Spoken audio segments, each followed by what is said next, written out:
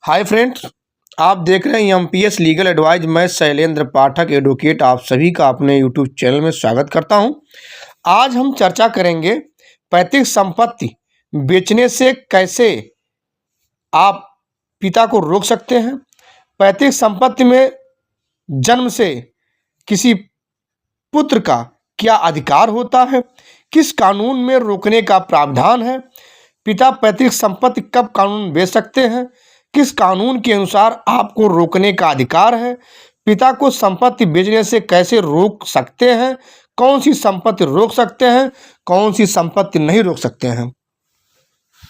Hindu succession act 1956 में मिताक्षरा और दाय भाग दो शाखाओं की विधियों में अंतर।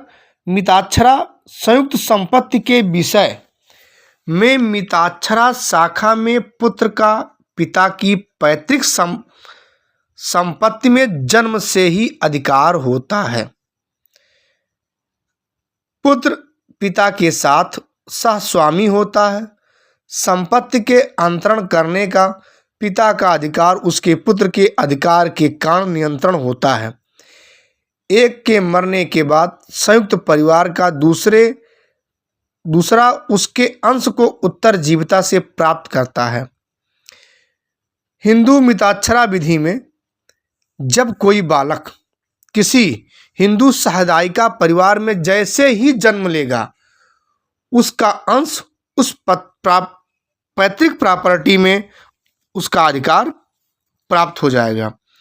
दूसरा हम चर्चा करेंगे दाय भाग।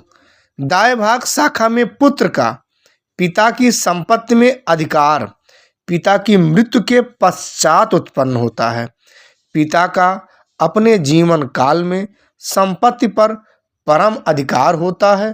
पुत्र का उससे कोई संबंध नहीं होता है। प्रत्येक व्यक्ति अंश उसकी मृत्यु पर दाय के रूप में उसके दायदों को प्राप्त होगा।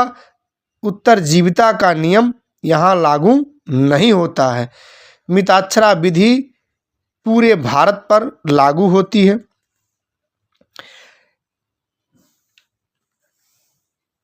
हिंदू उत्तराधिकार संशोधन अधिनियम 2005 के प्रारंभ पर और से मिताक्षरा विधि द्वारा शासित संयुक्त हिंदू परिवार में सामुदायिक की पुत्री। अब मित्रों, हम यह स्पष्ट कर देना चाहते हैं कि किसी संयुक्त हिंदू परिवार में पुत्री का क्या 2005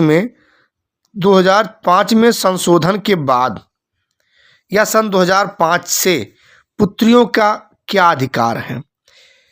नंबर एक, इसके 3 हैं। नंबर 1, जन्म से उसी ढंग से अपने अधिकार में सहदायकी होगी जैसे पुत्र।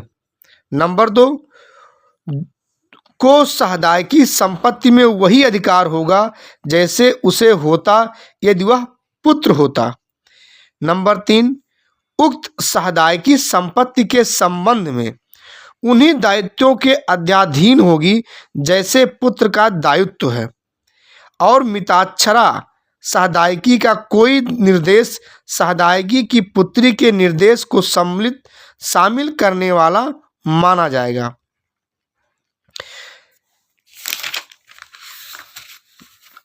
अब हम चर्चा करेंगे पिता कब कानूनन अपने पैतृक संपत्ति को बेच सकता है।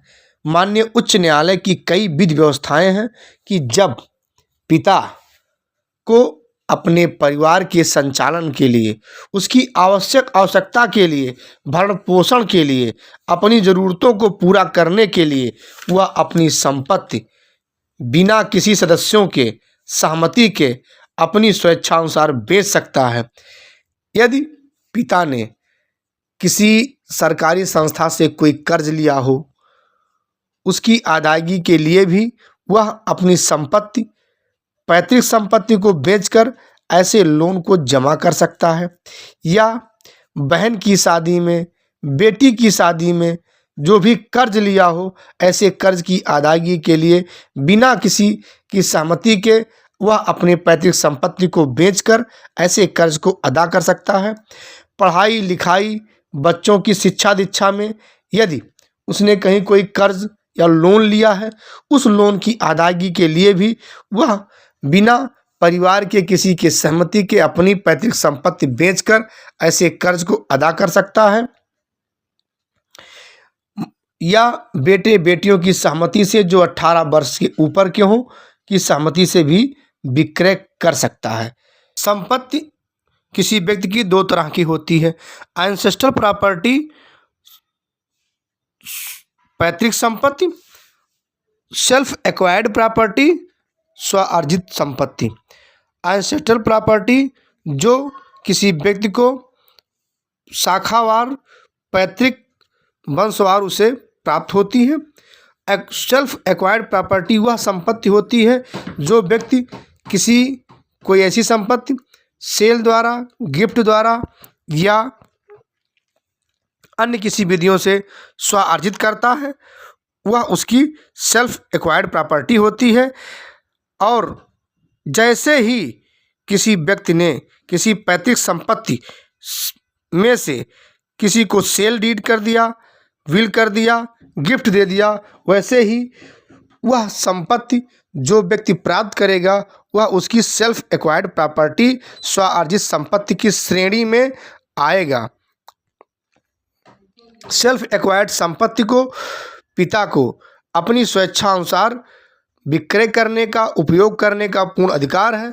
उसमें किसी तरह का कोई वैधानिक अधिकार बेटे को प्राप्त नहीं है।